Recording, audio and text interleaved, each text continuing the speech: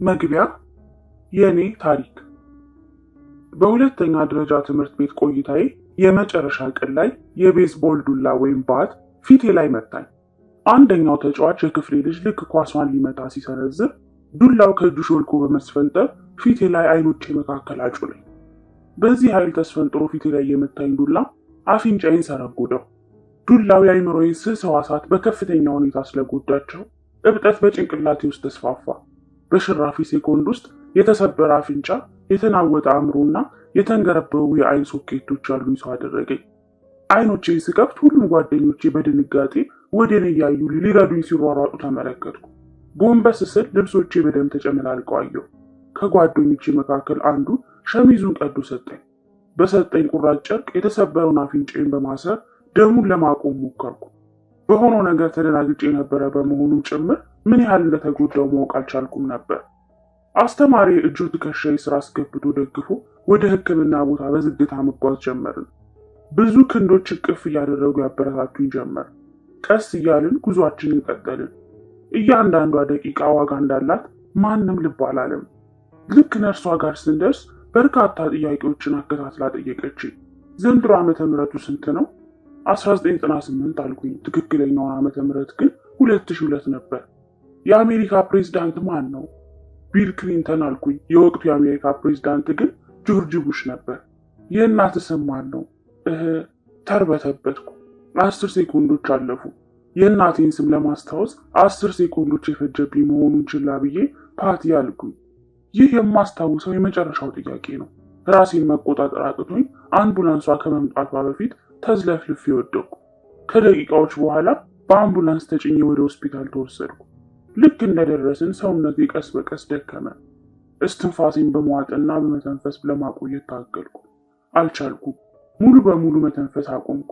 ዶክተሮች ኦክሲጅን ሊሰጡኝ እየተሯሯጡ እያለ በሆስፒታላቸው ውስጥ በቂ ሕክምና ሊሰጡኝ እንደማይችሉ ስላወቁ ወደ ሌላ ቦታ ሄጄ የተሻለ ሕክምና አገኝ ዘንድ ሄሊኮፕተር እንዲመጣልኝም አዘው ነበር። ነርሶች በስትሬቸር እየገፉኝ ከድንገተኛ ክፍሉ ወደ ውጭ አስወጡኝ። አንዷ ነርስ ከታች ወደ ላይ እየገፋችኝ፣ ሁለተኛዋ ነርስ ደግሞ ከላይ ሆና እየሳበችኝ ሄሊኮፕተሯ ውስጥ አስገቡኝ። ከቅጽበታት በፊት ወደ ሆስፒታል የደረሰችው እናቴ አብራኝ ወደ ሄሊኮፕተሯ ገባች። እኔ ግን በራሴ መተንፈስ አቅቶኝ አእምሮዬን እንደሳትኩ ነበርኩ። እናቴ እጄን ደረቷ ላይ እንደያዘችኝ አጠገቤ ተቀምጣ ጉዞ ጀመርን። እናቴ ከኔ ጋር ወደ ሆስፒታል ስትሄድ፣ አባቴ ግን እህቴንና ወንድሜን ለማየት ወደ ቤት ተመለሰ። በእኔ ላይ የደረሰውንም ነገር ነገራቸው። አባቴን በውን እየዘራ ለእህቴና ለወንድሜ የደረሰውን አደጋ ከነገራቸው በኋላ እያሽከረከረ ወደኛ መጣ። እኔና እናቴ ከሆስፒታሉ ጣሪያ ስር እንደደረስን ወደ 20 የሚጠጉ የዶክተሮችና የነርሶች ቡድን ተቀበሉንና እየገፉ ወደ ሕክምና ክፍሉ አስገቡኝ። በዚህ ሰዓት የአንጎሌ ውስጥ እብጠት ከአቅም በላይ ሆኖ ራሴ ሙሉ በሙሉ ስቼ ነበር። የተሰባበሩ አጥንቶቼ ጥገና ይፈልጉ ነበር። እኔ ያለሁበት ሁኔታ ግን ቀዶ ጥገና ለማድረግ የሚያስችለኝ አልነበረም። ሁኔታው በጣም አስፈሪ ነበር። ኮማ ውስጥ ስለነበርኩ በቬንትሌተር ውስጥ እንድቆይ ተደረገ። ቤተሰቦቼ ለዚህ ሆስፒታል አዲስ አይደሉም። ከ10 ዓመታት በፊት በወቅቱ የ3 ዓመት ሕፃን የነበረችው እህቴ የሉኩሚያ ተጠቂ በመሆኗ ምክንያት ወደዚህ ሆስፒታል መጥተው ነበር። ያኔ እኔ የ5 ዓመት ልጅ ነበርኩ። ወንድሜ ደግሞ የ6 ወር ጨቅላ ሕፃን። እህቴ ከ2 ዓመት ከግማሽ አድካሚ ሕክምና በኋላ ጤናዋ ተስተካክሎላት ከካንሰር ነፃ ሆና ወደ ቤቷ ተመለሰች። ከ10 ዓመታት ሰላማዊ ኑሮ በኋላ ቤተሰቦቼ ሌላ ልጃቸውን ይዘው እነሆ ወደዚህ ሆስፒታል መጥተዋል። ሆስፒታሉ እኔ ኮማ ውስጥ በነበርኩበት ሰዓት የቤተ ክርስቲያን አባት ወደ ቤተሰቦቼ በመላክ ለማጽናናት ሞክሮ ነበር። እኚህ አባት ከ10 ዓመታት በፊት እህቴ ካንሰር ሲገኝባትም እንዲሁ ወደ ቤታችን ተልከው ነበር። ጀንበር አዘቅዝቃ ምሽቱ ቦታውን መያዝ ጀመረ። እስትንፋሴን እስከዚህ ሰዓት ድረስ ያቆዩት የተለያዩ ማሽኖች ናቸው። ወላጆቼ ያለምንም ፋታ ከአጠገቤ ነበሩ። በኋላ እናቴ እንደነገረችኝ ያ ምሽት በሕይወቷ ካየቻቸው ጥቂት የመከራ ምሽቶች መካከል አንዱ ነው። የሕይወቴ መትረፍ። በማግስቱ ጠዋት አተነፋፈሴ ተስፋ ሰጪ ወደ ሁኔታ ተመለሰ። በስተመጨረሻም ወደ ንቃተ ህሊና ተመለስኩ። የአእምሮ ጤናዬ የመስተካከል ምልክቶች እያሳየ ነበር። ቢሆንም የማሽተት አቅሜን ግን አጥቼ ነበር። ነርሴ ለዚህ ሕክምና ይሆን ዘንድ አፍንጫዬን ከፈት አድርጌ የአናናስ ጭማቂ በደንብ እንድምግበት አዘዘችኝ። ሁሉንም ሰው አስደነቀ ሁኔታ የማሽተት አቅሜ ተመለሰ። ግን ይህንን ሳደርግ ግራ አይኔ ቦታዋን ለቃ ወደ ውጭ ራቅ ብላ ተቀመጠች። የአይኔ ኳስ ከመቀመጫው ተንሸራተተ። አይኔን ከአእምሮዬ ጋር የሚያገናኘው ነርቭም በጣም ላልቶ ነበር። ሐኪሙ የአይኔ በጊዜ ሂደት ወደ ቦታው ሊመለስ እንደሚችል ነገረኝ። ይህ ምን ያህል ጊዜ ሊወስድ እንደሚችል ለመናገር ግን ቀላል አልሆነለትም። ከሳምንት በኋላ ቀዶ ጥገና እንዲደረግልኝ ቀጠሮ ተያዘ። በዚሁ ወደ ቤቴ እንድሄድ ተወሰነ። አፍንጫዬ ተሰብሮ የፊቴ አብዛኛው ክፍል ተበለሻሽቶና ግራ አይኔ አፍጥጦ ወደ ቤቴ ተመለስኩ። ቀጣዮቹ ወራት ቀላል አልነበሩም። ህይወት በሙሉ ቀጥ ያለችብኝ ይመስል ነበር። ለሳምንታት የነበረኝ እይታ ልክ አልነበረም። የማያቸው ነገሮች ሁሉ ሁለት ሆኖ ነበር የሚታዩኝ። በቀጥታ ማየትም አልችልም ነበር። ይህም ከወር በላይ ፈጀብኝ። በእርግጥ አይኔ ቀስ በቀስ ወደ ቦታው ተመለሰ። ራሴን በመሳቴና በእይታ ችግሮች ምክንያት እንደገና መኪና እስክነዳ ድረስ 8 ወራት መጠበቅ ነበረብኝ። በዚህ የመከራዬ ወቅት ሁሉ የደረሰብኝ ችግር ይዞኝ እንዳይጠፋ ጥረት አደርግ ነበር። በችግሬ ምክንያት ለጭንቀትና ለድብርት የተዳረኩባቸው ቀናት ብዙዎች ነበሩ። ከአንድ ዓመት በኋላ ወደ ቤዝቦል ሜዳ ስመለስ ምን ያህል ወደ ኋላ ተመልሼና እንደገና መጀመር እንዳለብኝ ተረዳሁ። ቤዝቦል የህይወቴ ዋና አካል ነው። አባቴ በአነስተኛ ሊግ ውስጥ ለሚወዳደረውና ሴንት ላይስ ካርዲናልስ ለተባለው ቡድን ተጫውቷል። እኔም በፕሮፌሽናል ደረጃ ቤዝቦልን የመጫወት ህልም ነበረኝ። ወራትን ከፈጀው ማገገሜ በኋላ የፈለግኩት ነገር ቢኖር ወደ ሜዳ መመለስ ነበር። ይህ አልጋ በአልጋ ሊሆንልኝ አልቻለም። የውድድር ዘመኑ ሲጀመር ከዋናው ቡድን ተቀንሼ ከታችኛው ቡድን ጋር እንድጫወት ተደረገ። ቤዝቦልን ከ4 ዓመቴ ጀምሮ ተጫውቻለሁ። እድሜውን ሁሉ ቤዝቦልን ሲጫወት ላደገ ልጅ ከሚወዳደርበት ቡድን ተቀንሶ በታችኛው ቡድን እንዲጫወት መደረግ ልብ ሰባሪ ነገር ነው። ይህ የተወሰነ ቀን የተሰማኝ ስሜት ዛሬም ትዝ ይለኛል። መኪናዬ ውስጥ ተቀምጬ ረጅም ሰዓት አለቀስኩ። የብሶት ሙዚቃዎችን እያዳመጥኩ ታገዝኩ። ራሴን እየተጠራጠርኩ ካሳለፍኩት ከ1 ዓመት በኋላ ወደ ዋናው ቡድን ተመለስኩ። ይሁን እንጂ ወደ ሜዳ ገብቶ መጫወትን እንደ ልብ አላገኘሁም ነበር። በአመቱ በጠቅላላ የተጫወትኩባቸው ደቂቃዎች ቢደማመሩ ከአንድ የጨዋታ ሰዓት ብዙም አይበልጡም። ያሳለፍኩት ዓመት ብዙም ተስፋ ሰጪ የነበረ ባይሆንም እኔ ግን አሁንም ትልቅ ተጫዋች እንደምሆን ውስጥ ያምን ነበር።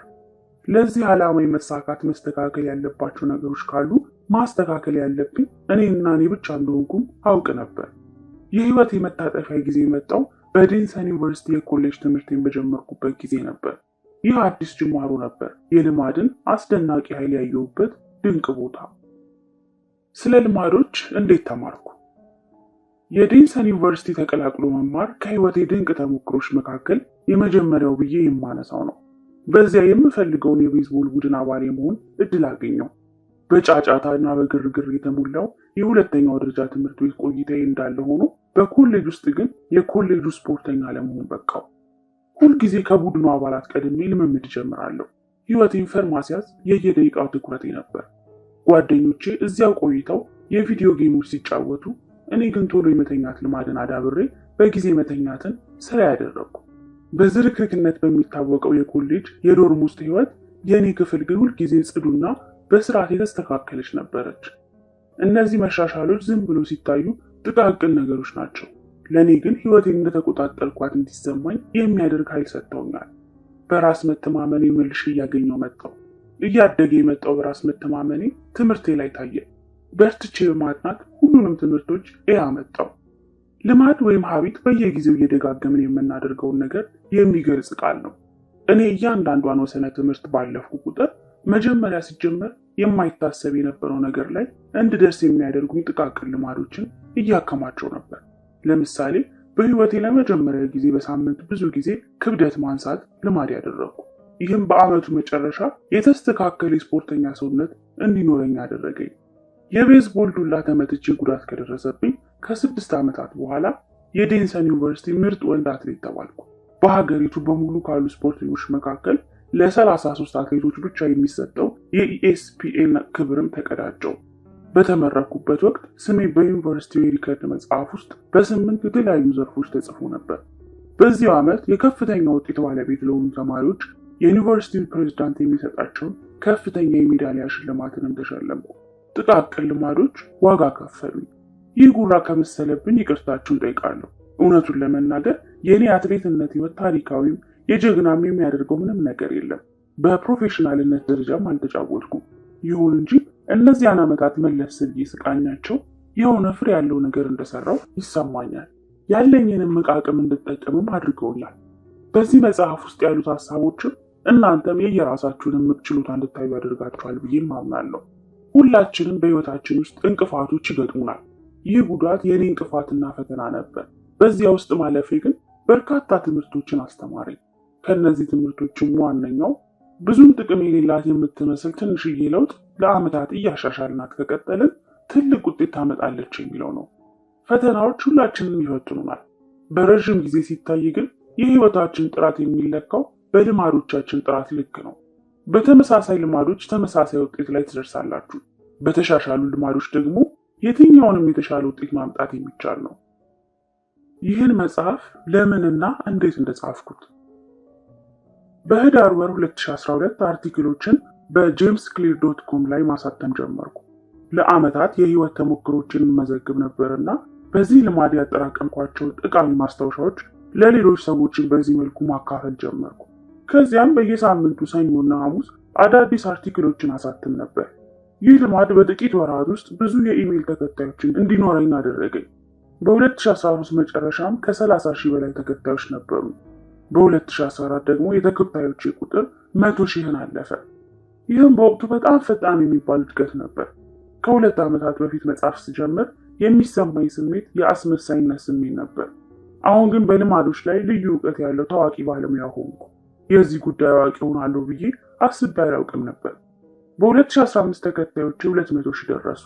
እኔም ከፔንጉዊን ራንደም ሃውስ ጋር የመጽሐፍ ስምምነት ተፈራረምኩ። ይህም አሁን የምታነቡት መጽሐፍ እንዲጻፍ ያስቻለው ስምምነት ነው። በተከታዮች የማደግ ልክ የቢዝነስ እድሎችም እየሰፉ መጡ። ስለ ልማድ እንድናገር የምጋበዝባቸው ቦታዎች ከቀን ወደ ቀን እየጨመሩ ሄዱ። ራሴን በአሜሪካና በአውሮፓ በሚዘጋጅ ትላልቅ መድረኮች ላይ ንግግሮችን ሳደርግ አገኘሁት።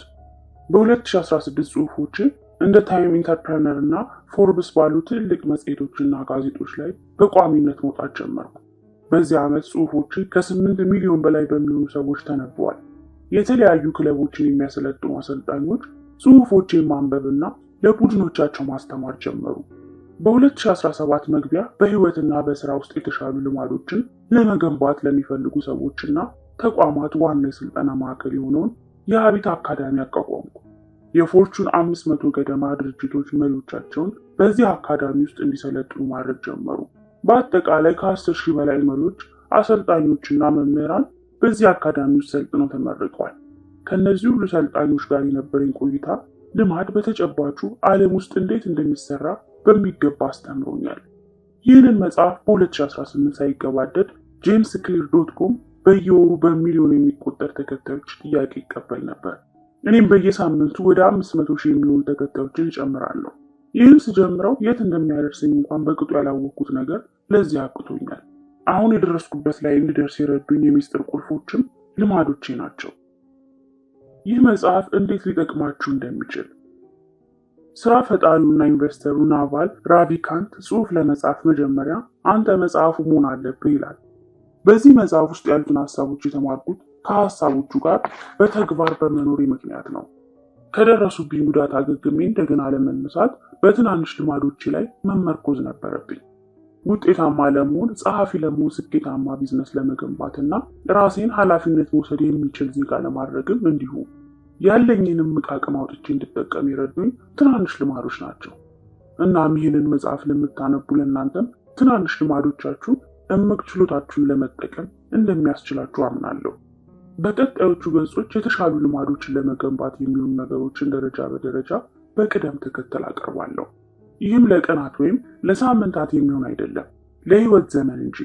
ምንም እንኳን ሳይንስ በዚህ መጽሐፍ ውስጥ የተጻፉትን ሀሳቦች ሙሉ በሙሉ የሚደግፏቸው ቢሆንም መጽሐፉ ግን የአሰራር መመሪያ ኦፕሬቲንግ ማኑዋል እንጂ የሳይንሳዊ ጥናቶች ውጤቶች ማሳተሚያ መጽሔት አለመሆኑን መረዳት ይጠቅማል። ለመረዳት ለመተግበር የሚቀርቡ ልማዶችን እንዴት መፍጠርና ማዳበር እንደሚቻል የሚወራውን ሳይንስ ሳብራራ ምክር አዘል ጥበቦችን ታገኛላችሁ። እኔ እነዚህን ስለማመድ የሚያወሩ ትምህርቶችን የወሰድኩባቸው እንደ ባዮሎጂ፣ ፍልስፍና፣ ስነ ልቦናና የመሳሰሉት የትምህርት አይነቶች ለዘመናትም የነበሩ ናቸው። እኔ የማቀርብላችሁ ነገር ጎበዞች በብዙ ጥናቶች ያገኟቸውን ምርጥ ሀሳቦች እና እጅግ አሳማኝ የሆኑትን የሳይንቲስቶች የቅርብ ጊዜ ግኝቶችን ነው። የእኔ አስተዋጽኦ ይሆናል ብዬ ተስፋ የማደርገው በጣም ጠቃሚ የሆኑትን ሀሳቦች ነጥሎ የማቅረብና ሊተገበሩ በሚያመቹበት ሁኔታ አገናኝቶ የማሳየት ስራ ነው። በእነዚህ ገጾች ውስጥ ለምታዩቸው የትኞቹም ድንቅ ነገሮች አድናቆትን መውሰድ ያለባቸው ከእኔ በፊት የነበሩ የየዘርፉ ባለሙያዎች ናቸው። የትኛውም ልክ ያልሆነ ነገር ደግሞ የእኔ ጥፋት እንደሆነ ወቁ። የዚህ መጽሐፍ የጀርባ አጥንቶች የእኔ የልማድ 4 ደረጃዎች ሞዴል ማለትም ፍንጭ፣ ምልክት፣ ኪው፣ ፍላጎት፣ ጉጉት ወይም ክራቪንግ፣ ተግባር፣ ግብረ መልስ ወይም ሪስፖንስ እና ውጤት፣ ሽልማት ወይም ሪዋርድ እና ከእነዚህ ደረጃዎች ውስጥ የሚያድጉት 4 የባህሪ ለውጥ ህጎች ናቸው። የስነ ልቦና ዘርፍ ውስጥ ያሉ አንባቢያን እነዚህን ቃላት ቢያንስ በከፊል ሊረዷቸው ይችላሉ። ምክንያቱም እነዚህ ሀሳቦች በ1930 በቢኤፍ ስኪነር ገፊ ነገር፣ ቀስቃሽ ወይም ስቲሙለስ ተግባር፣ ግብረ መልስ ወይም ሪስፖንስ እና ሽልማት፣ ውጤት ወይም ሪዋርድ ተብለው ከተብራሩትና በቅርብ ጊዜ ደግሞ በቻርለስ ዱሂጉ ዘ ፓወር ኦፍ ሃቢት ውስጥ ምልክት ወይም ኪው፣ ድግግሞሽ፣ ሩታይን እና ውጤት ወይም ሪዋርድ ተብለው በሰፊው ታዋቂነት ካገኙት ሀሳቦች ጋር በተቀራራቢነት ያላቸው ስለሆኑ ነው። እንደ ስኪነር ያሉ የስነ ባህሪ ዘርፍ ባለሙያዎች ትክክለኛውን ቅጣት ወይም ሽልማት በማቅረብ ሰዎች በሆነ መንገድ እንዲሄዱ ማድረግ እንደምትችል እውቅና ሰጥተዋል። ይህ የስኪነር ሞዴል ግን ውጫዊ ሁኔታዎች፣ ልማዶች ላይ ተጽዕኖ የሚያደርጉበትን መንገድ በሚገባ የሚተነትን ቢሆንም የራሳችን አስተሳሰቦች፣ ስሜቶችና እምነቶች በባህሪዎቻችን ላይ የሚኖራቸውን ተጽዕኖ ግን አያብራራም። በእውነተኛው ዓለም ውስጥ ውስጣዊ ሁኔታዎቻችን፣ ሙዶቻችንና ስሜቶቻችንም በባህሪዎቻችን ላይ ከፍተኛ ተጽዕኖ አላቸው። በቅርብ ዓመታት ውስጥ ሳይንቲስቶች በአስተሳሰቦቻችን፣ በስሜቶቻችንና በባህሪዎቻችን መካከል ያለውን ግንኙነት ለማሳየት ሞክረዋል። ይህ ጥናትም በዚህ መጽሐፍ ውስጥ የሚዳሰስ ይሆናል። በአጠቃላይ እኔ የማቀርበው መንገድ የተቀናጀ አእምሯዊና ስነ ባህሪያዊ ሞዴልን ነው። ይህ ሞዴል የውስጥ ስሜቶቻችንና ውጫዊ ገፊ ምክንያቶችን በባህሪዎቻችን ላይ የሚኖራቸውን ሚና የየድርሻቸውን ያካፈለ የመጀመሪያው ሞዴል እንደሆነ አምናለሁ። በመጽሐፍ ውስጥ የተጠቀምኳቸው ቋንቋዎች የተለመዱና የሚታወቁ ቢሆኑም ዝርዝራቸው ግን አዲስ አይነት ልማድን የመረዳት ትምህርቶችን እንደሚሰጧችሁ እርግጠኛ ነኝ። የሰው ልጅ ባህሪ ዘወትር በለውጥ ላይ ነው። ከቅጽበት ቅጽበት፣ ከሴኮንድ ሴኮንድ ይቀያየራል። ይህ መጽሐፍ የሚያወራው ግን ሁልጊዜም ጸንተው ስለሚኖሩ ስለማይቀያየሩት ነገሮች ነው። ስለ ሰው ልጅ ባህሪያት መሰረታዊ ነገሮች ስለሆነ መርሆች ለዕድሜ ዘመን ሙሉ ሊጠቅሙ የሚችሉ ናቸው። ቢዝነሶቻችሁን ልትገነቡባቸው፣ ቤተሰቦቻችሁን ልትመሰርቱባቸውና ህይወታችሁንም ለማነጽ መሰረት ልታደርጉባቸው የምትችሏቸው መርሆች ናቸው። የተሻለ ባህሪን ለመፍጠር የሚረዳ አንድ ትክክለኛ መንገድ የለም። ይህ መጽሐፍ ግን የተሻለ እንደሆነ የማውቀውን መንገድ ያቀርብላችኋል። ይህም በጅማሩ ላይም ሆነ በሚቀየረው ነገር ምንነት ላይ የማይመሰረት መንገድ ነው። እነዚህ በዚህ መጽሐፍ ውስጥ የማቀርባቸው ስልቶችን በየትኛውም የህይወቱ ዘርፍ ላሉና ደረጃ በደረጃ መሻሻልን ለሚሹ ሰዎች ሁሉ የሚጠቅሙ ናቸው። እነዚህ መርሆች የሰው ልጅ ባህሪን በሚያሳትፍ በየትኛውም ጉዳይ ውስጥ እንደ መመሪያ መጥቀም ይችላሉ። መሰረታዊዎቹ ትንሽ ለውጥ እንዴት ትልቅ ልዩነት እንደምትፈጥር። 1. የአቶሚክ ልማድ አስደናቂ ኃይል። የእንግሊዝ የብስክሌት ስፖርት ዕጣ ፈንታው የተቀየረው በ2003 በአንዲት ቀን ነው። በሀገረ እንግሊዝ የሚደረገውን የብስክሌት ውድድር በበላይነት የሚመራው አካል ዴቭ ብሬስፎርድን አዲሱ ዳይሬክተር አድርጎ ሾመ። በዚያ ወቅት የሀገሪቱ የብስክሌት ዘርፍ በመካከለኛ ደረጃነት ወደ 100 የሚጠጉ ዓመታትን አሳልፏል። ከ1908 በኋላ የእንግሊዝ ብስክሌተኞች በኦሎምፒክ ውድድር ማግኘት የቻሉት አንድ የወርቅ ሜዳሊያ ብቻ ነበር። በቱር ደ ፍራንስ ያመጡት ውጤት ደግሞ በጣም ዝቅተኛ ነው። በ110 ዓመት ውስጥም አንድም የእንግሊዝ ብስክሌተኛ ይህን ውድድር አሸንፎ አያውቅም። የዘርፉ ውጤታማነት መውደቁን ተከትሎ የብስክሌት አምራቾች ምርቶቻቸውን ለእንግሊዝ ብስክሌተኞች ለመሸጥ ፈቃደኛ እስካለመሆን ጭምር ደርሰው ነበር፣ ገበያቸው ላይ ተጽዕኖ እንዳይኖረው በመፍራት። በዚህ ሁኔታ ውስጥ ነበር ብሬልስፎርድ ዘርፉን ለመቀየር የተቀጠረው። ብሬልስፎርድን ከሱ በፊት ከነበሩት አሰልጣኞች ሁሉ የተለየ የሚያደርገው ነገር ቢኖር እርሱ የጥቃቅን ትርፎች ድምር ያለው ቁጣ ቀረሽ ቁርጠኝነት ነው። ይህም ለመስራት ከምንፈልገው ነገር ውስጥ ቀጭን የመሻሻያ ቦታ ላይ መሻት ፍልስፍና ነው። ብሬልስፎርድ እንዲህ ይላል፣ መርሁ በሙሉ የተወሰደው እያንዳንዱን የምታስበውን ነገር መሰባበር፣ ወደ ብስክሌት መንዳት መውሰድና እያንዳንዱን በ1% ማሻሻል ከቻልክ በኋላ ሁሉንም አንድ ላይ በማጣመር አስደናቂ ውጤት ማምጣት ይቻላል ከሚለው ሐሳብ ነው። ብሬልስፎርድ አሰልጣኞቹ ከአንድ ፕሮፌሽናል ቡድን የሚጠበቀውን አይነት ማሻሻያዎች አደረጉ። ብስክሌቶቹን ለተወዳዳሪዎች በሚመች መልኩ እንደገና አሰሯቸው። ጎማዎቹንም በአልኮል በመቀባት በቀላሉ የሚሽከረከሩ እንዲሆኑ ለማድረግ ሞከሩ። ብስክሌተኞቹን በኤሌክትሪክ ኃይል የሚሞቅ የቁምጣ ተደራቢ እንዲለብሱ በማድረግ በሚነዱበት ሰዓት ተገቢውን የሰውነት የሙቀት መጠን እንዲኖራቸው ለማድረግ ሞከሩ። እንደነዚህ ያሉ በርካታ ቴክኒካዊ ማሻሻያዎችን በማድረግ ስራቸውን ጀመሩ። በዚህም አላቆሙም። ብሬልስፎርድ እና የቡድኑ አጋሮች በሌሎች ብዙም በማይታሰቡ ዘርፎችም ላይ የ1% መሻሻል እንዲመጣ መስራት ጀመሩ። በርካታ የማሳጅ ጄሎችን በመሞከር ጡንቻ ቶሎ እንዲያገግም የሚረዳው የየትኛው ጄል እንደሆነ መለየት ሞከሩ። ባለሙያዎችን በመቅጠር ስፖርተኞቹ እንዴት ቢታጠቡ በብርድ የመመታት እድላቸው እንደሚቀንስ እንዲያሰለጥኗቸው አደረጉ። ስፖርተኞች የተሻለ ንቃት ይዘው እንዲነሱ በምን አይነት ፍራሽ ላይ ምን አይነት ትራስ ተንተርሰው መተኛት እንዳለባቸውም ለዩ። ለቡድናቸው መኪና ውስጥም ነጭ በመቀባት ተጫዋቾች የሚያዩትን አቧራ በመጠኑ እንዲያንስ አደረጉ። እነዚህንና ሌሎች በመቶዎች የሚቆጠሩ ማሻሻያዎች ተጠራቅመው የሚጠበቀውን ውጤት እጅግ በፈጠነ ጊዜ አመጡት። ብሬልስፎርድ ከተቀጠረ በኋላ በ5 ዓመታት ውስጥ የእንግሊዝ የብስክሌት ቡድን ጎዳናዎችን ተቆጣጠረ። የ2008ቱን የቤጂንግ ኦሎምፒክ የዘርፉን ውድድር በብዛት በማሸነፍ 60% የሚሆኑትን ሜዳሊያዎች ጠራርጎ ወሰደ። ከ4 ዓመታት በኋላ የኦሎምፒክ ውድድሩ ወደ ለንደን ሲመጣም የእንግሊዝ የብስክሌት ቡድን 9 የኦሎምፒክ እና 7 የዓለም ክብረ ወሰኖችን በመሰባበር በሜዳሊያዎች ተንበሸበሹ። በዚህ ዓመት ብራድሌ ዊንግስ ቱር ደ ፍራንስስ ለማሸነፍ የመጀመሪያው እንግሊዛዊ ብስክሌተኛ ሆነ። በቀጣዩ ዓመት ደግሞ የቡድን ጓደኛው ክሪስ ፍሩም ይህንኑ ውድድር አሸነፈ። ቀጥሎም ይህ ጋላቢ ውድድሩን በ2015፣ በ2016 እና በ2017 አሸነፈ። በዚህም እንግሊዝ በ6 ዓመታት ውስጥ 5 ጊዜ ቱር ደ ፍራንስን አሸናፊ እንድትሆን አደረጋት። ከ2007 እስከ 2017 ባሉት 10 ዓመታት ውስጥም የእንግሊዝ ብስክሌተኞች 178 ውድድሮችን፣ 66 የኦሎምፒክ እና የፓራኦሎምፒክ ሜዳሊያዎችን፣ 5 የቱር ደ ፍራንስ ውድድሮችን በማሸነፍ ዘርፉን ተቆጣጠሩት። ይህ እንዴት ሊሆን ቻለ? መካከለኛ አትሌቶች የነበረው ቡድን እንዴት በጥቃቅን ለውጦች ብቻ እንዲህ አይነት ስኬት ላይ ሊወጣ ቻለ? ጥቃቅን መሻሻሎች ተጠራቅመው ትልቅ ልዩነት የሚፈጥሩት እንዴት ነው? ይህንን ስልትስ በህይወታችን ውስጥ መድገም የምንችለው እንዴት ነው? ትናንሽ ልማዶች ትልቅ ልዩነትን ይፈጥራሉ። የአንድን ወሳኝ ቅጽበት ሚና ከፍ አድርጎ ማየትና በየቀኑ የሚደረጉ የጥቃቅን መሻሻሎችን ሚና ዝቅ አድርጎ ማየት ቀላል ነው። ብዙውን ጊዜ ትልቅ ስኬት ትልቅ ተግባር እንደሚፈልግ አድርገን ራሳችንን እናሳምነዋለን። ክብደት መቀነስ የሚሆን ትልቅ ቢዝነስን መገንባት፣ መጽሐፍ መጽሐፍ የሚሆን ውድድርን ማሸነፍ ወይም የትኛውንም ሌላ ግብ ለማሳካት ሁሉም ሰው የሚያወራለት አይነት መሬት የሚያንቀጠቅጥ ትልቅ ነገር መስራት እንዳለብን በማመን ራሳችንን እናስጨንቃለን። ጥቃቅን ነገሮችን በ1% ማሻሻል ግን የማንመኘውና ለእይታም የማይገባ ነገር ነው። ይህኛው አይነት የመሻሻል መንገድ ግን ከፍተኛ ውጤት የማምጣት አቅም አለው። በተለይ በረጅም ጊዜ ትንሽ ለውጥ በጊዜ ሂደት የምታመጣው ልዩነት አስደናቂ ነው። ሂሳባዊ ስሌቱ ይህን ይመስላል። ለ1 ዓመት ሙሉ በቀን 1% እያሻሻልን ብንሄድ በዓመቱ መጨረሻ መጀመሪያ ከነበርንበት በ37% እናሻሽላለን። በተቃራኒው ደግሞ በቀን በ1% ወደ ታች እየሄድን ለ1 ዓመት ከቆየን ወደ 0 አካባቢ እንደርሳለን። በጥቂት ጅማሩ የተጀመረች ቀጣይነት ያላት ትንሽ መሻሻል ተጠራቅማ ታሪክ ትሰራለች።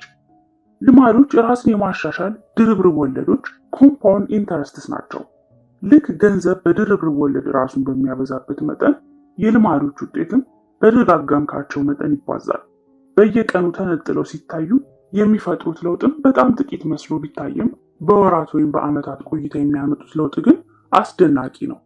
የመልካም ልማዶች ጠቀሜታዎችና የመጥፎ ልማዶች ጉዳቶች ግልጽ ብለው የሚታዩት ከ5 ወይም ከ10 ዓመታት በኋላ ወደ ኋላ ዞር ብለን ስንመለከታቸው መሆኑን ልብ ይሏል። ይህንን ነገር በየቀኑ ህይወታችን አንጥረን ለማየት ከባድ ነገር ሊሆን ይችላል። በዚህም የተነሳ እነዚህን አይነት ለውጦች መተውና መናቅ ይቀናናል። ዛሬ ላይ ጥቂት ገንዘብ መቆጠብ ብትችል አሁኑኑ ሚሊዮነር አትሆንም። ለ3 ተከታታይ ቀናት ጂም ብትሰራ በአካል ቅርጽ ላይ ምንም ለውጥ አታይም። ዛሬ ምሽት ፈረንሳይኛ ቋንቋን ለ3 ሰዓታት ብታጠና የቋንቋው ተናጋሪ አትሆንም። ጥቃቅን ለውጦችን ለማምጣት እንሞክራለን። የለውጡን ውጤት ቶሎ ማየት ስለማንችል ግን ወደ ቀደመ ነገራችን እንመለሳለን። መጥፎ ነገር ደግሞ ይህ የለውጥ ውጤት የሚታይበት ፍጥነት እጅግ ዘገምተኛ መሆን ለመጥፎ ልማዶች እንድንመቻች የሚያደርገን መሆኑ ነው። ዛሬ ምሽት ቤተሰቦችን ተወት አድርገህ ስራ ላይ ብታሳልፍ ይረዱሃል። ስራህን የምትጨርስበት ሰዓት ለነገ ብለህ ብታሳድረው ለዚህ የሚሆን ጊዜ ነገ ላይ አይጠፋም። በዚህ መንገድ አንዲትን ውሳኔ መተው ብዙም ከባድ ነገር አይደለም። በየቀኑ ችግሮቻችንን በ1% እያባባስን መጥፎ ውሳኔዎችን እየደጋገመን ትንንሽ ስህተቶችን እየሰራን እና ጥቃቅን ምክንያቶችን እያበጀን ከሄድን ግን ድምር ውጤታቸው እጅግ የገዘፈና የከፋ ይሆናል። ብዙውን ጊዜ በህይወታችን ውስጥ ለትልቅ ችግር የሚዳርጉንም እዚህም እዚያም የምንሰራቸው ችግሮቻችንን በ1% የማባባስ ስራዎቻችን ድምር ውጤቶች ናቸው። በልማዶቻችን ላይ የምናመጣቸው ጥቃቅን ለውጦች የምናመጣውን ጠቅላላ ውጤት የአውሮፕላንን የበረራ መስመር በጣም በትንሽ ዲግሪ በመቀየር እንደሚመጣው ለውጥ ያለ ለውጥ ነው። ለምሳሌ ከሎስ አንጀለስ ወደ ኒውዮርክ እየበረርክ ነው እንበል። ከላክስ አየር ማረፊያ የተነሳውን አውሮፕላን ፓይለቱ በ3.5 ዲግሪ ወደ ደቡብ ቢቀይረው መዳረሻ የሚሆነው ኒውዮርክ ሳይሆን ዋሽንግተን ዲሲ ነው። እንደዚህ አይነት ትንሽ ለውጥ ስትነሳ አካባቢ አይታወቅም። የአውሮፕላኑ አፍንጫም አቅጣጫም የሚቀየረው በጣም በትንሽ ጫማዎች ነው። ጉዞ መላው አሜሪካን ሲያካልል ግን መዳረሻህን መጀመሪያ ካሰብከው ቦታ በመቶዎች በሚቆጠሩ ማይሎች ርቀት ላይ ይሆናል። በተመሳሳይ ሁኔታ በየቀኑ በልማዳችን ላይ የምናሳያቸው ጥቃቅን ለውጦች ህይወታችንን ፍጹም የተለየ መዳረሻ ይሰጡታል። በ1% የተሻለ ወይም በ1% የወረደ ውሳኔ መስጠት ትርጉም ሊኖረው የሚችል ለውጥ አይመስለንም። በጊዜ ሂደት ግን አሁን አንተ በሆንከውና አንተ ትሆን በነበረው ማንነት መካከል ያለው ልዩነት የሚፈጥሩት እነዚህ ጥቃቅን ልዩነቶች ናቸው። ስኬት የየቀኑ ልማዶች ድምር ውጤት ነው። ወሳኙ ነገር ልማዶች ወደ ስኬት የሚወስዱ ናቸው ወይስ አይደሉም የሚለው ነው። ስለሆነም አብዝተህ መጨነቅ ያለብህ ዛሬ ላይ ስላመጣኸው ውጤት ሳይሆን የዛሬው ጉዞ አቅጣጫ ላይ ነው። የወጪ አወጣጥ ልማድ ካልተቀየረ ጥሩ ነገር አትጠብቅ። በተቃራኒው ዛሬ ላይ ድሃ ብትሆን ሽርፍራፊ ሳንቲሞችን የምትቆጥብ ከሆነ ግን ወደ የፋይናንስ ነፃነት የሚወስደው መንገድ ላይ ነህ። ከምታስበው በላይ በዝግታ ብትጓዝም ውጤቶችህ የልማዶችህ ቀሪ መለኪያዎች ናቸው። ያለህ ገንዘብ የፋይናንስ አጠቃቀምህ ውጤት ነው። እውቀትህም የመማር ልማድህ ቀሪ መለኪያ ነው። በህይወት ውስጥ ያሉት ምስቅልቅሎችም ነገሮችን የማጽዳት ልማዶችህ ድምር ውጤቶች ናቸው። የምታገኘው የምትደጋግመውን ነው።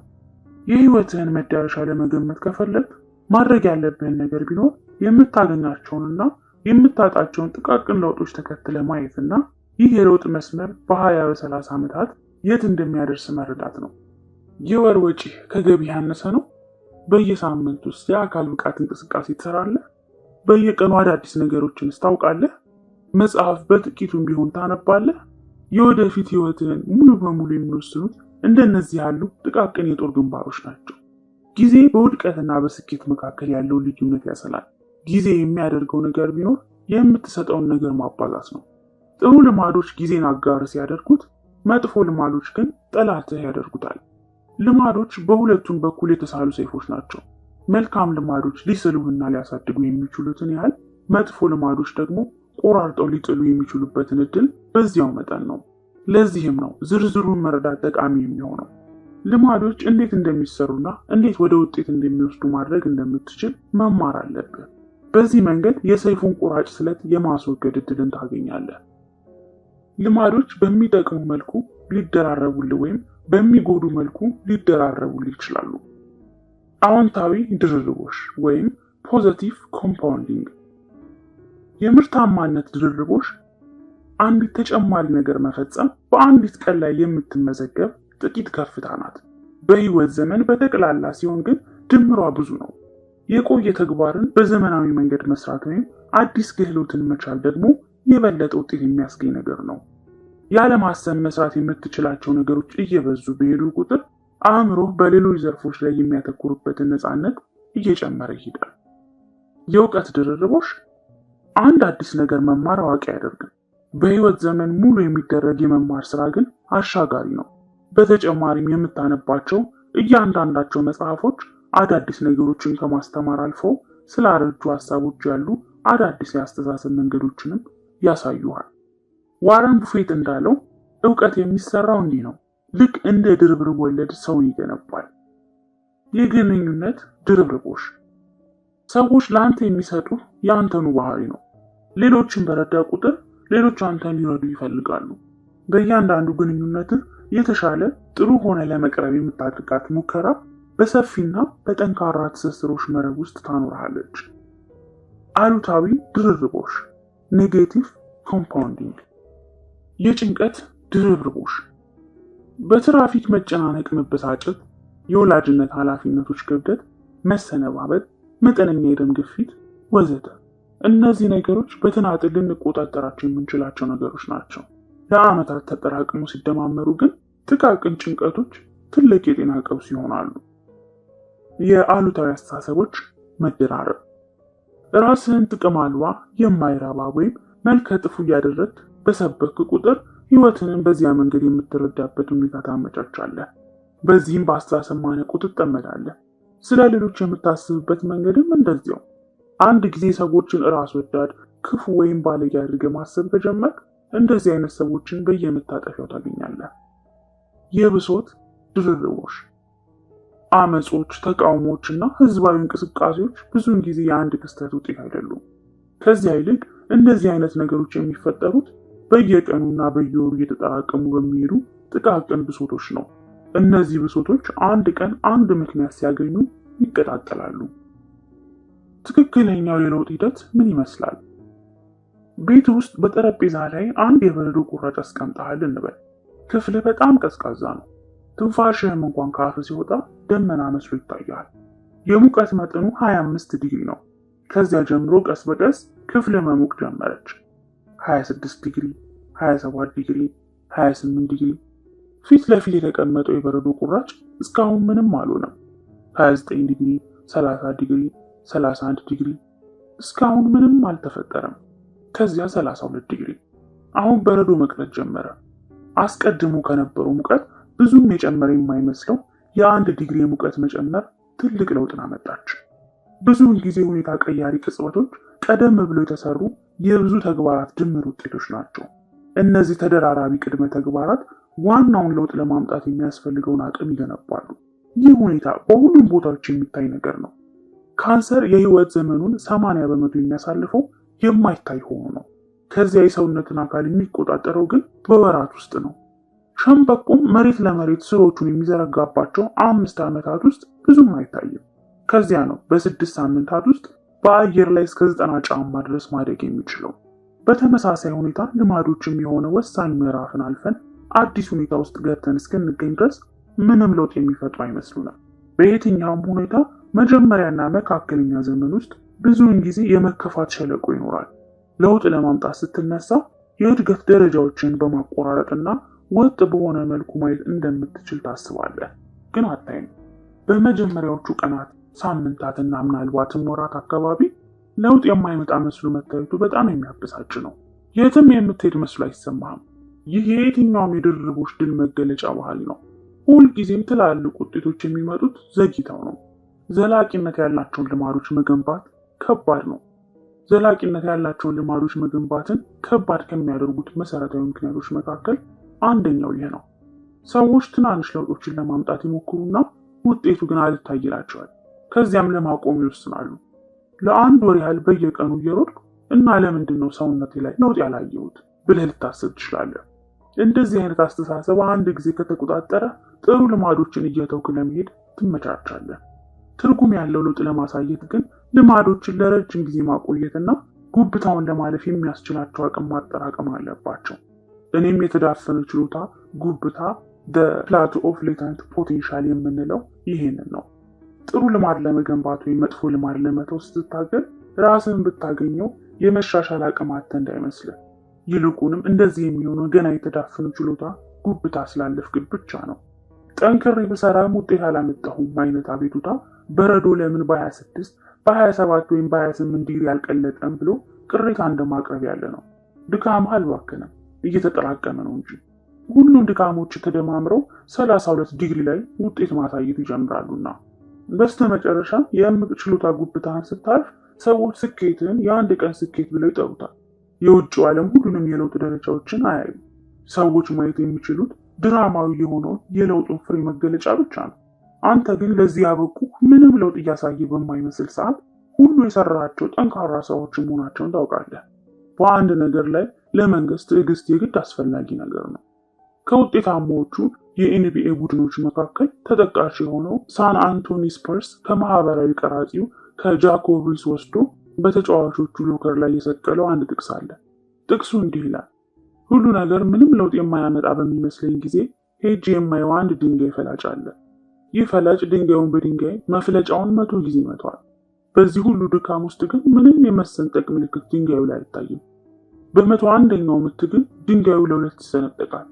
እኔ ግን ድንጋዩን የሰነጠቀችው 101ኛዋ ምት ብቻዋን ሳትሆን 101ዱ ምቶች በአጠቃላይ ተደማምረው እንደሆነ አውቃለሁ። ብዙውን ጊዜ ለውጥ ቀጥተኛ እንዲሆን እንጠብቃለን። ቢያንስ በፍጥነት የሚመጣ ይመስለናል። በእውነታው ግን የጥረቶቻችን ውጤቶች የሚመጡት ብዙውን ጊዜ ዘግይተው ነው። በመሆኑም የሰራናቸውን ስራዎች ዋጋ ለማወቅ ወራትን ወይም ዓመታትን መጠበቅ ይኖርብናል። ይህ ሰዎች ለብዙ ጊዜ የሰሯቸውን ስራዎች ውጤት ለማምጣት አይተው የሚያዝኑበትን የመከፋት ሸለቆን ይፈጥራል። በተጨባጭ ግን ስራዎቹ ምን አልቀሩ ተጠራቅመዋል እንጂ ብዙም ሳይቆይ ውጤቱ ግን ይገለጻል። ሁሉም ትላልቅ ነገሮች የሚነሱት ከትናንሽ ጅማሮች ነው። የእያንዳንዷ ልማድ ዘር አንዲት ትንሽ ውጤት ናት። ይህች ውሳኔ ስትደጋገም ግን ልማድ እያደገና እየጠነከረ ይሄዳል። ስሮቿ እየተስፋፉ ይሄዱና ቅርንጫፉ መውጣት ትጀምራለች። የእምቅ ችሎታ ጉብታን አልፎ ለመሄድና በሌላ ጎን ለመገኘት የሚያስችለንን የጥንካሬ ትግል ቆይታ የሚወስነው ምንድን ነው?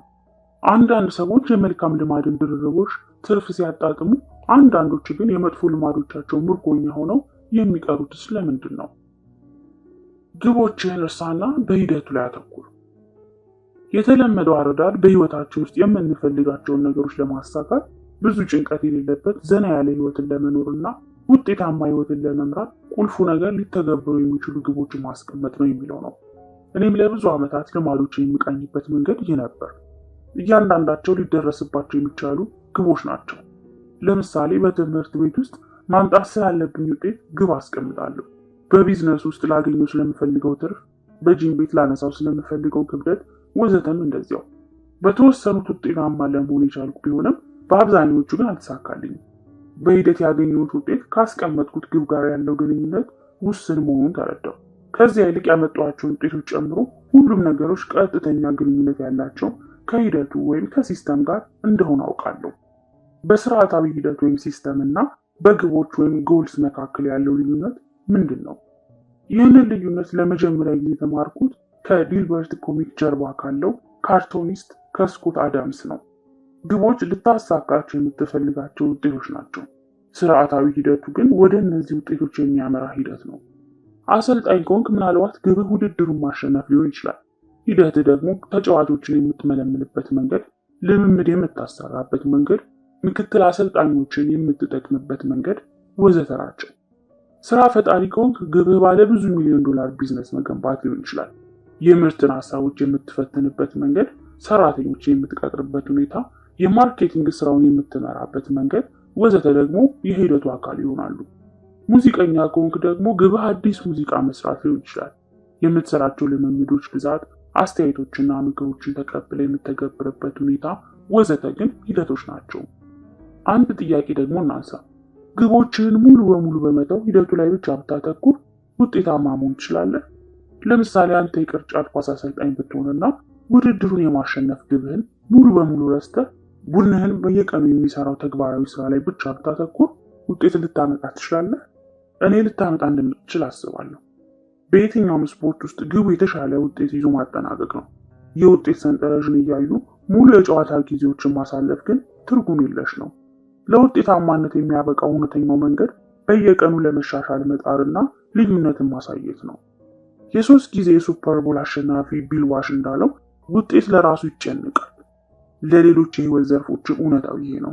የተሻለ ውጤት ማምጣት ከፈለግ ግቦችን መንደርደርን ችላ በልና ሂደቱ ላይ አተኩር። ምን ማለት ነው? ግቦች ምንም ጥቅም የላቸውም እያልኩ ነው? በፍጹም። ግቦች አቅጣጫን ለማስቀመጥ በጣም ጠቃሚ ነገሮች ናቸው።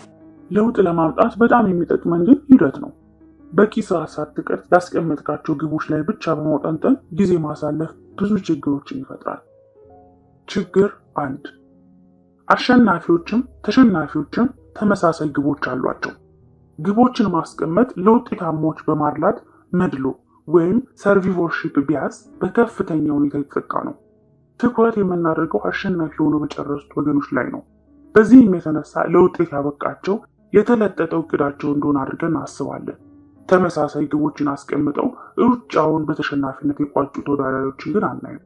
የትኛውንም የኦሎምፒክ ተወዳዳሪ የወርቅ ሜዳሊያውን ማሸነፍ ግቡ ነው። የትኛውም ምሩቅ ስራ ማግኘትን ያልማል። ውጤታማ የሆኑትም ውጤታማ ያልሆኑትም ሰዎች ተመሳሳይ ግቦች የሚጋሩ ከሆነ በተሸናፊዎችና በአሸናፊዎች መካከል ለተፈጠረው የስኬታማነት ልዩነት ምክንያት ግቦችን ማስቀመጥ አይደለም ማለት ነው። የእንግሊዝ የብስክሌት ቡድንን ቱር ደ ፍራንስ እንዲያሸንፍ ያደረገው የማሸነፍ ግቡ አይደለም። ከዚያም በፊት በነበሩት በርካታ ዓመታት ቡድኑ ውድድሩ ማሸነፍ ይፈልግ እንደነበረ መገመት ከባድ አይሆንም። ስለሆነም ግቦች ሁልጊዜም ነበሩ። በኋላ ውጤት ያመጣው ለየት ያለው ነገር በቡድኑ ላይ በየቀኑ መሻሻልን ያመጡ የሂደቱ ሁኔታዎች ናቸው። ችግር 2 ግብን ማሳካት ቅጽበታዊ ለውጥ ብቻ ነው። የመኖሪያ ክፍል በጣም ስለቆሸሸ ልታጸዳው ግብ አስቀመጥ ግንበል። ጉልበትን አሰባስበህ ወደ ስራ ከገባ ንጹህ ክፍል ይኖርሃል በዚያች ቅጽበት። ይሁን እንጂ አስቀድሞም ቆሻሻ ክፍል እንዲኖርህ ወደ ያደረገው ባህሪ የምትመለስ ከሆነ ክፍልህ እንደገና ይቆሽሻል። እንደገና ለማጽዳት ሌላ ብርታት መፈለግ ይኖርባል። ሂደቱን ባለመቀየር ምክንያት በተለያየ ጊዜ ተመሳሳይ ውጤት ስታባረር ትኖራለህ ማለት ነው። ምክንያቱን ሳያስወግዱ ምልክቶቹን ብቻ እንደማከም ነውና። ግብን ማሳካት ህይወትን የሚቀይረው ለቅጽበታት ብቻ ነው። ይህ ስለመሻሻል ያለ የስሜት ግብረ መልስ ነው። ውጤቶቻችንን ማሻሻል እንደምንፈልግ እናስባለን። ችግሮቻችን ግን ውጤቶቻችን አይደሉም። መቀየር ያለብን ሂደቱንና ስርዓቱን ነው። ምክንያቱም ችግሩን የሚፈጥሩት እነዚህ ነገሮች ናቸው። በውጤት ደረጃ ችግሮችን ብትቀርፍ መቅረፍ የምትችለው በጊዜያዊነት ብቻ ነው። ቀጣይነት ያለው ጥሩ ለውጥ ለማምጣት ከፈለግ ችግሮቹን በሂደት ደረጃ መፍታት አለብህ። ግብአቶቹን አስተካክል፣ ውጤቶች ራሳቸውን ያስተካክላሉ። ችግር 3 ግቦች ደስተኛነትን ይገድባሉ። ከየትኛውም ግብ ጀርባ ያለው ድብቅ ስሌት አንድ ጊዜ ግቤን ካሳካው ደስተኛ ሆናለሁ የሚል ነው። ግቦችን የማስቀደም አስተሳሰብ መሰረታዊ ችግር ሌላ ግብ እስክታሳካ ድረስ ደስታን አሽገህ እንድታስቀምጥ የሚያደርጉ መሆኑ ነው። በዚህ ወጥመድ ብዙ ጊዜ ተደናቅፌያለሁ። ለዓመታት ደስታ ማለት ለእኔ ወደፊት የማጣጥመው ገና ያልመጣ በረከት ነበር። ከዚህ ውጪም ግቦች የወይም አይዘር ኦር ግጭትን ይፈጥራሉ። ወደ ግቦች ታሳካና ውጤታማ ትሆናለህ፣ ወይም ደግሞ ግቦችን ማሳካት ያቅትህና በመከፋት ውስጥ ትኖራለህ። በዚህ መንገድ ደስታ አጥብቦ በሚያይ ጠባብ አረዳድ አእምሮውን ለሁለት ትከፍላለህ። ይህ የተሳሳተ አተያይ ነው። የህይወት ጉዞ የሚጠበቀውን ያህል በትክክለኛው መንገድ የሚሄድ እድሉ ዝቅተኛ ነው። ስለሆነም በእውነታው ብዙ የስኬታማነት መንገዶች እያሉ እርካታን ከአንድ ሁኔታ ጋር ብቻ ማስተሳሰብ ተገቢ አይደለም። ሂደትን የማስቀደም አስተሳሰብ ማርከሻውን ይሰጠናል። ከውጤቱ ይልቅ በሂደቱ ስትወሰድ ደስተኛ ለመሆን የምትጠብቀው ቀን አይኖርህም። ሂደት በአግባቡ እየሄደ እንደሆነ ባየህ በየትኛውም ጊዜ ደስተኛ መሆን ትችላለህ። ሂደት ደግሞ በአንድ መንገድ ሳይሆን በብዙ አማራጭ መንገዶች ውጤታማ መሆን ይችላል። ችግር 4 ግቦች ከረጅም ጊዜ እድገት ጋር አይጣጣሙም። ግቦችን በማስቀደም አስተሳሰብ ያሳካቸዋለሁ ስሜት ዮዮ ኢፌክትን ይፈጥራል። ብዙ ሯጮች ለወራት ጠንክረው ይሰራሉ። ልክ ድል አድርገው ከገቡ በኋላ ግን ልምምድ መስራት ያቆማሉ። ከዚያ በኋላ ውድድሩ ሊያነሳሳቸው አይችልም። ድካም ሁሉ አንድን ግብ ያማተረ ከሆነ እሱን ካሳካ በኋላ ሊያነሳሳ የሚችል ምን ቀሪ ነገር ይኖራል? ለዚህ ነው ብዙ ሰዎች ግባቸውን ካሳኩ በኋላ ወደ ቀደሙ መጥፎ ልማዶቻቸው ሲመለሱ የምናየው። ግብን የማስቀመጥ ጥቅሙ ውድድርን ለማሸነፍ ነው። ሂደትን የመገንባት ጥቅም ግን ጨዋታውን እየተጫወቱ ለመቀጠል ነው። እውነተኛ የረዥም ጊዜ ሀሳብ ግቦች ላይ የተመሰረተ አይደለም። ሂደት ማቆሚያ ስለሌላቸው መሻሻሎችና ቀጣይነት ስላላቸው ማሻሻያዎች ነው። እድገትን የሚወስነው ዋናው ነገርም ያንተ ቁርጠኝነት ነው። የአቶሚክ ልማድ ስርዓት ልማዶችን ለመቀየር እየሞከርክ ችግር እየገጠመ ከሆነ ችግሩ ያንተ አይደለም፣ ችግሩ የሲስተሙ ነው። መጥፎ ልማዶች ራሳቸውን የሚደጋግሙት አንተ ልትቀያየራቸው ስላልፈለግክ ሳይሆን የተሳሳተ ሲስተም እየተከተልክ ስለሆነ ነው። በሲስተም ደረጃ ትወድቃለህ እንጂ በግቦች ልክ አታሳካም። በአንድ ግብ ላይ ከመመርኮዝ ይልቅ በጠቅላላ ስርዓቱ ላይ ማተኮር የዚህ መጽሐፍ ዋነኛ አከርካሪ ነው። አቶሚክ ከሚለው ቃል ጀርባ ካሉት ጥልቅ ትርጉሞች መካከል አንዱ ነው። እስካሁን በተነሱት ሀሳቦች ላይ በመመርኮዝ አቶሚክ ልማዶች ማለት ኢምንት ለውጥ፣ ጥቂት ትርፍና 1% መሻሻል ማለት መሆኑን እንደተረዳህ እገምታለሁ። አቶሚክ ልማዶች ግን የየትኞቹም የቆዩ ልማዶች አይደሉም፣ ትንንሾቹ እንጂ። የትልልቅ ስርዓት አካል የሚሆኑ ትንንሽ ልማዶች ናቸው። አቶሚክ የሞለኪውሎች የግንባታ ብሎኬቶች የሆኑትን ያህል የአቶሚክ ልማዶችም የአስደናቂ ውጤቶች የግንባታ ድንጋዮች ናቸው። ልማዶች ልክ እንደ ህይወታችን አቶሞች ናቸው። እያንዳንዳቸውም ለጠቅላላ መሻሻላችን የየራሳቸውን አስተዋጽኦ የሚያበረክቱ ጥቃቅን ክፍሎች ወይም ዩኒትስ ናቸው። በመጀመሪያ እይታ እነዚህ ጥቃቅን ድግግሞሾችም ብዙም ለውጥ የሚፈጥሩ አይመስሉም። በሂደት ግን አንዳቸው በአንዳቸው ላይ የተደራረቡ ይሉና ሲጀመሩ ካስከፈሉት ዋጋ በላይ የሚሆን ከፍተኛ ውጤትን ያመጣሉ። ትናንሽ ነገር ግን ተአምር ፈጣሪዎች ናቸው። አቶሚክ ልማዶች የሚለው ሐረግ ትርጉሙ ይህ ነው። ትልቅ ለውጥን ማምጣት የሚችሉ የጥቃቅን መሻሻሎች ጥምረት። ማጠቃለያ፣ ልማዶች ራስን የማሻሻል ድርብርብ ወለዶች ናቸው። በቀን 1% መሻሻል በረጅም ጊዜ ከፍተኛ ውጤትን ያመጣል። ልማዶች በሁለቱም በኩል የተሳሉ ሰይፎች ናቸው። ሊሰሩልህ ወይም ሊሰሩብህ ይችላሉ። ዝርዝሩን መረዳት የሚጠቅመን ለዚህ ነው። አንድ ትልቅ ምዕራፍ እስክትሻገር ድረስ የትናንሽ ለውጦች ጥቅም አይታየም። የየትኛውም ነገር ድርብርቦች ውጤት የሚመጣው ዘግይቶ ነው። ስለዚህ ትዕግስት አስፈላጊ ነው። አቶሚክ ልማድ የትልቅ ስርዓት አካል የሆነ ልማድ ነው። አቶሞች የሞለኪውሎች የግንባታ ብሎኬት እንደሆኑት ሁሉ አቶሚክ ልማዶችም የትልልቅ ውጤቶች የግንባታ ብሎኬቶች ናቸው። የተሻለ ውጤት ከፈለግ ግቦች መደርደርን ቸል በልና ስርዓቱ ላይ አተኩር። በስርዓቶች ልክ ትወድቃለህ እንጂ በግብህ ልክ አትነሳም። 2. ልማዶች ማንነትን እንዴት እንደሚቀርጹና ማንነት ልማዶችን እንዴት እንደሚቀርጹ። መጥፎ ልማዶችን መደጋገም ቀላል፣ ጥሩ ልማዶችን ግን መያዝ ከባድ የሚሆኑ ለምንድን ነው? አንዳንድ ነገሮች የየዕለቱን ልማዶችን ከማሻሻል በዘለለ በህይወት ላይ የጎላ ሚና ሊኖራቸው ይችላል። ይሁን እንጂ በሚቀጥለው ዓመት በዚህ ሰዓትም ተመሳሳይ ነገር እያደረግክ የመገኘት እድልህ ከፍተኛ ነው። ጥሩ ልማዶችን ከጥቂት ቀናት በላይ ይዞ መቀጠል ብዙውን ጊዜ ከባድ ይሆናል። ጥሩ ተነሳሽነትና የመረረ ቁርጠኝነት ቢኖረንም እውነታው የተለየ አይሆንም። እንደ የአካል ብቃት እንቅስቃሴዎች፣ ሜዲቴሽን ማሳተም፣ የምግብ ማብሰልና የመሳሰሉት ልማዶች ለ1 ወይም ለ2 ቀን በደስታ የሚደረጉ ናቸው። ከዚህ በኋላ ግን አሰልቺዎች ይሆናሉ። ልማዶቻችን አንድ ጊዜ ከተተከሉ ግን ለዘላለም የሚኖሩ ይመስላሉ። በተለይ የማንፈልጋቸው ልማዶች ደግሞ በዚህ የተካኑ ናቸው። ምን ያህልም ጥረት ብናደርግ ዛሬ ነገ እንደማለት ረጅም ሰዓት ቴሌቪዥን ላይ እንደመጣድ እንደ ማጨስ እና የመሳሰሉት ልማዶች ፈጽሞ የማይገረሰሱ ይመስላሉ። ልማዶችን መቀየር በሁለት ምክንያት ከባድ ነው። 1 የምንጥረው የተሳሳተውን ነገር ለመቀየር ነው። 2 ልማዳችንን ለመቀየር የምንጥረው በተሳሳተ መንገድ ነው። በዚህ ምዕራፍ የመጀመሪያውን ነጥብ አነሳለሁ። በቀጣይ ምዕራፍ ደግሞ ሁለተኛውን ነጥብ እናያለን። የመጀመሪያው ስህተታችን ለመቀየር የምንጥረው መቀየር የሌለበትን ነገር መሆኑ ነው። የምለውን ነገር ለመርዳት ለውጥ ሊመጣባቸው የሚችልባቸው 3 ደረጃዎች እንዳሉ እናስብ። ልክ እንደ ሽንኩርት ሽፋኖች ውሰዷቸው። የባህሪ ለውጥ ደረጃዎች፣ ውጤት፣ ሂደት፣ ማንነት። 3 የባህሪ ለውጥ ድራቦች ሌየርስ አሉ። በውጤት ላይ የሚመጣ ለውጥ፣ በሂደቱ ላይ የሚመጣ ለውጥ እና በማንነት ላይ የሚመጣ ለውጥ። የመጀመሪያው ድራብ ውጤትህን መቀየር ነው። ይህ ደረጃ ውጤቶችን በመቀየር ላይ የሚያተኩር ነው።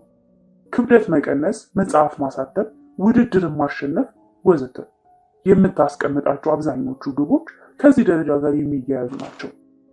ሁለተኛው ድራብ ሂደትህን መቀየር ነው። ይህኛው ደረጃ ደግሞ ልማዶችህንና ስርዓትህን መቀየር ላይ የሚያተኩር ነው።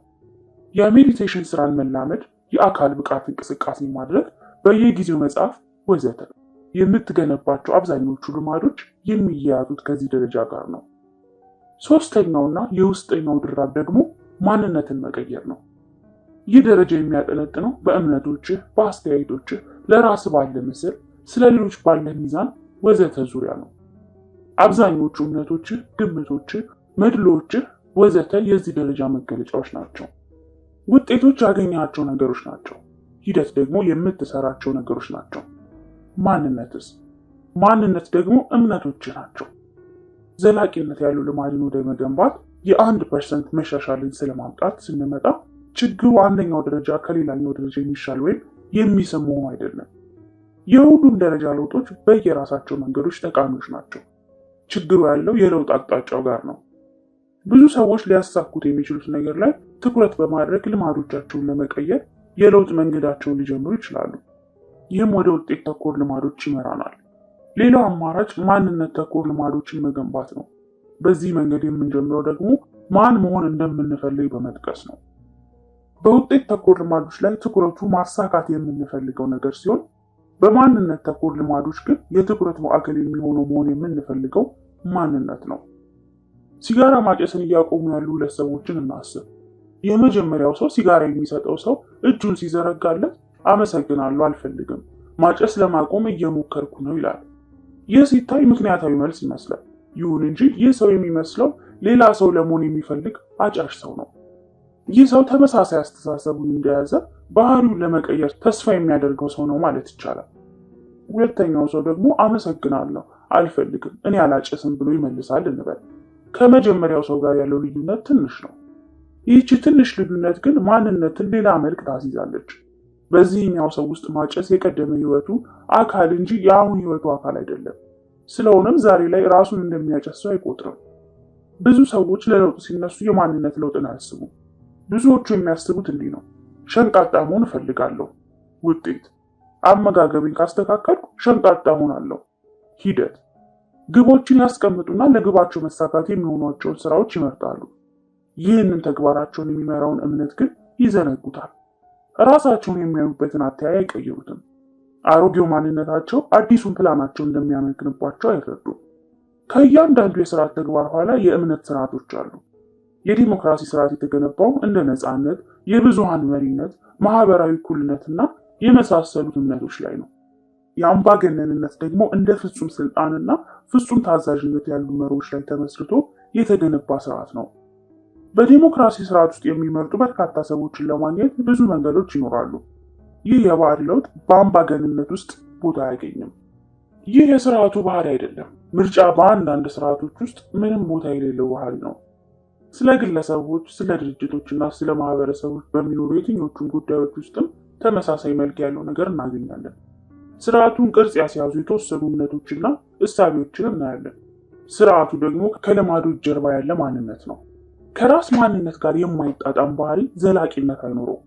ብዙ ገንዘብ ልትፈልግ ትችላለህ።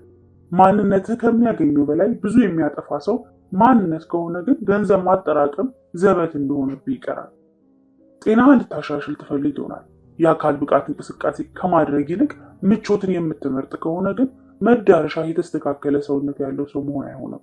ለመቀየር ያሰብከው ልማድ ያሸከመህን መሰረታዊ አስተሳሰብ ሳትቀይር ልማድህን ለመለወጥ መሞከር ትርፉ ድካም ነው። አዳዲስ ግቦችን፣ አዳዲስ እቅዶች አሉ። አንተነትህን ግን አልቀየርክም።